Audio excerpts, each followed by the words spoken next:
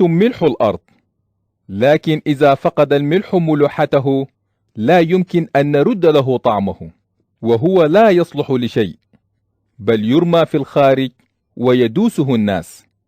أنتم نور العالم، مدينة مبنية على جبل لا تخفى عن الأنظار، ولا أحد يشعل المصباح ويضعه تحت المكيال، بل يضعه على المنارة فيضيء لكل من في الدار.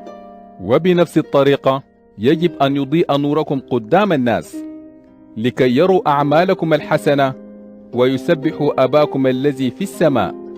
لا تظنوا أني جئت لألغي التوراة أو كتب الأنبياء، أنا جئت لا لألغيها بل لأكملها.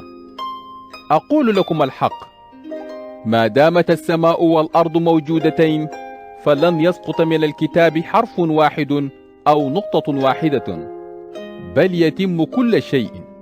فمن خالف ولو أصغر وصية من هذه الوصايا وعلم الناس أن يفعلوا مثله يكون له أحط مكانة في مملكة الله.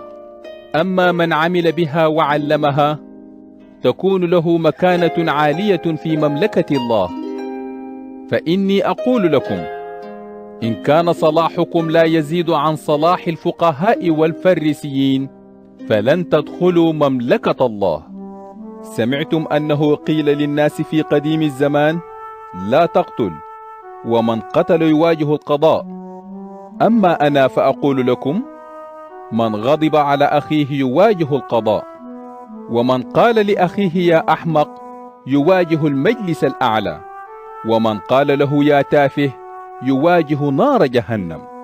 فإن قدمت هديتك عند منصة القربان وهناك تذكرت أن أخاك له شيء عليك، فاترك هديتك هناك عند المنصة واذهب أولا وصالح أخاك، ثم تعال وقدم هديتك.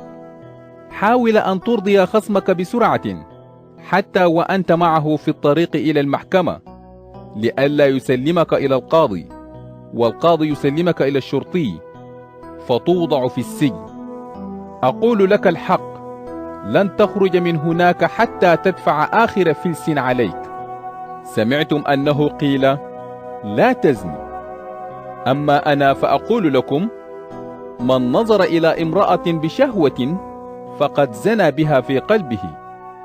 فإن كانت عينك اليمنى تسبب لك أن تسقط، اقلعها وأرمها بعيدا، فأحسن لك أن تفقد عضوا منك ولا ترمى بجملتك في الجحيم.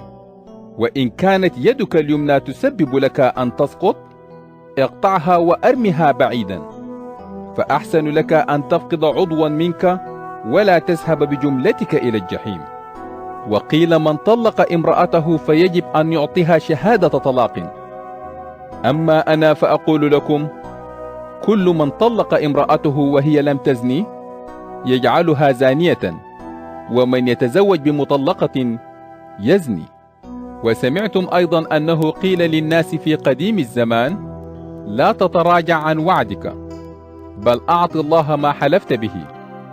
أما أنا فأقول لكم، لا تحلفوا أبدا، لا بالسماء لأنها عرش الله، ولا بالأرض لأنها المكان الذي يضع فيه قدميه، ولا بالقدس لأنها مدينة الملك العظيم.